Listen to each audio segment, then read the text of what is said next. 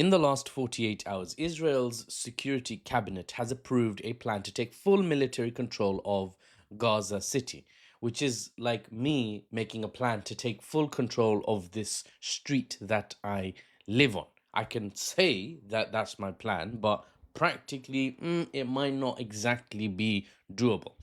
Now, anyway, widely, this plan has been interpreted as the first phase towards occupation of the entire Gaza Strip by Israeli military forces, as is being reported by English, Hebrew, and Arabic news outlets. Prime Minister Benjamin Netanyahu of Israel has publicly stated that Israel aims to take full control of Gaza. He didn't say occupy in his statements.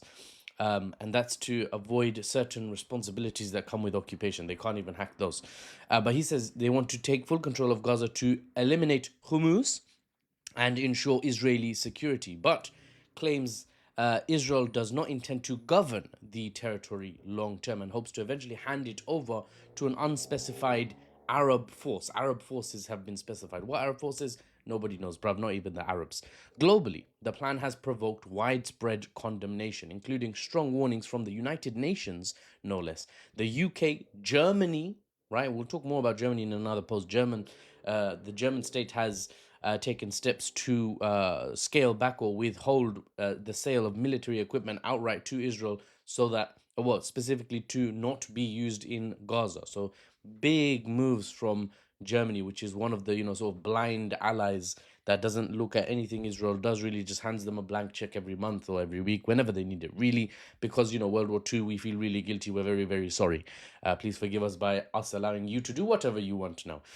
Even Germany, right, is unhappy at this latest announcement by the Israeli state. So UK, Germany, Qatar, they have warned of, quote, unprecedented humanitarian catastrophe and mass civilian displacement if these plans go through.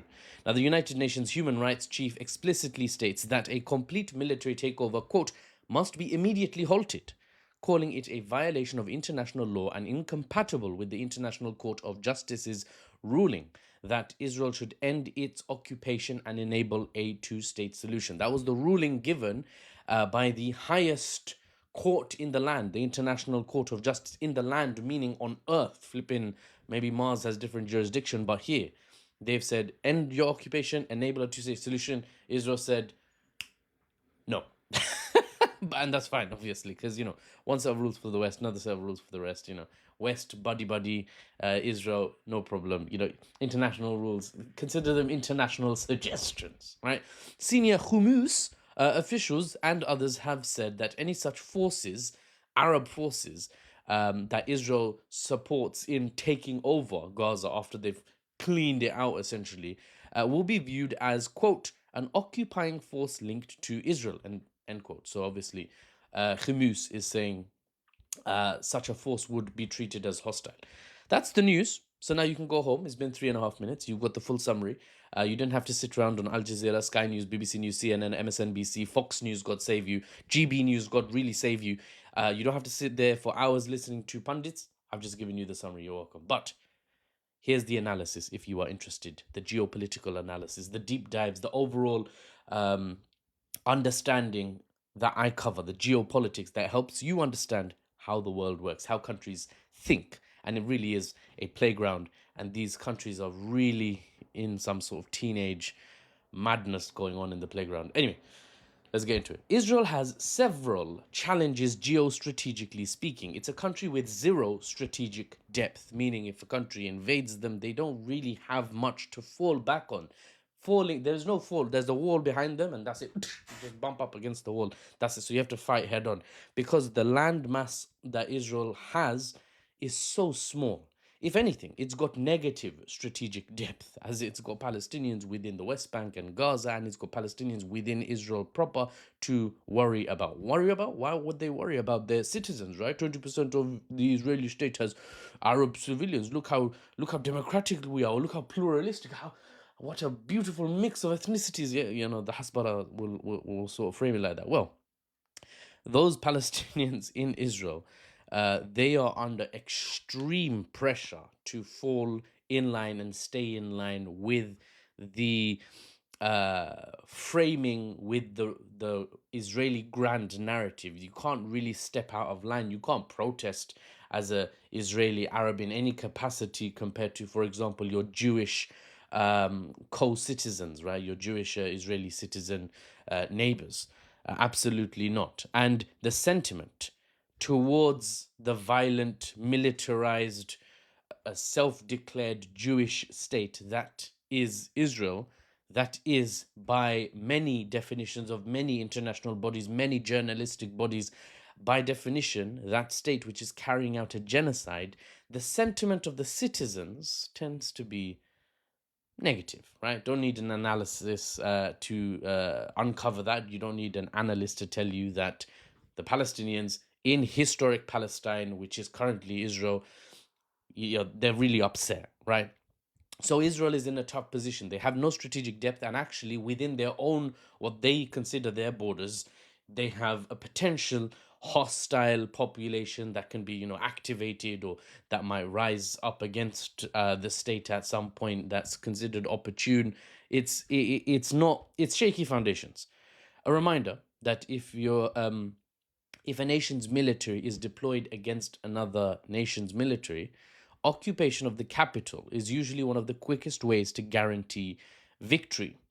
I remind you of that because I'm telling you, Tel Aviv is really close to everything. It's a really small amount of land we're talking about. And putting Tel Aviv aside, putting Jerusalem aside, which technically the Israeli capital has been redesignated to, you could redesignate it to whatever, Negev Desert, Beersheba, I don't really care. It doesn't matter, really. Um, all historic Palestine, anyway. Putting that aside, let's talk about Gaza then, right? Gaza was a territory that was administered by not Israel. So, for the Israeli Defense Forces, a conventional military approach would be to invade and take Gaza City, right, the capital. The problem for Israel is that Gaza, even with the Israeli cutting edge military, funded, supplied, supported, best in class by the Big Daddy USA, Western tech, Western training, with everything. The IDF failed. The Israeli Defense Forces failed. IOF, as some people call it, occupational forces. They have failed to occupy Gaza completely so far. They've made huge progress, it should be said. There's now corridors like Netzarim and Morag, which basically cut the Gaza Strip with narrow 2 to 4 miles, wide corridors, militarized by the Israeli Defense Forces. They hold that territory militarily, and that cuts right through Gaza from Israel to the coast, to the Mediterranean Sea. Maybe I'll have a map to the Mediterranean Sea on the other side, and these are militarized and held by Israel and prevent movement of whoever the Israeli Defense Forces want to prevent the movement of in Gaza. So this cuts up Gaza and gives the Israeli military usable bases of operation, or a base of operation within Gaza to operate from, right? To move to Rafah, to move to Khan Yunis, to move to Jabalia refugee camps, name them one after the other, to move to Gaza City, etc., Gaza in the north, etc. But the assessment, which the world has taken note of, the countries of the world, they haven't done much in terms of actual national action against the Israeli state, but they're watching very closely, for better or worse. I'm not saying, that's enough, but that's what they're doing so far. What they're watching, what they're taking note of, the assessment is still this: the IDF has not thus far been able to occupy Gaza completely. Any resistance forces they have met have given them so much of a hard time, so much of a headache, that the IDF have not been able to dislodge them in any meaningful way, for whatever reason, right? I won't get further into the details. This is already 10 minutes long. Apparently, to tackle Lebanese resistance forces in the south of Lebanon, similar difficulty. They can't dislodge them.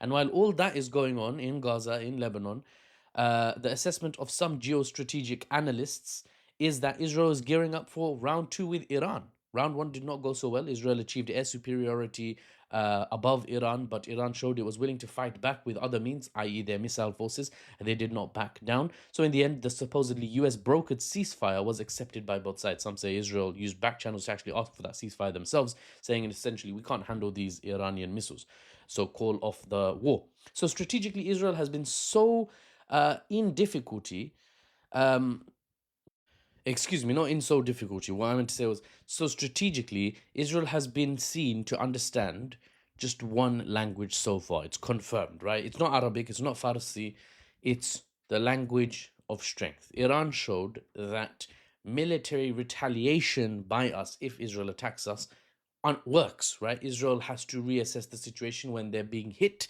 and they reassessed it to the conclusion that, okay, we need a ceasefire.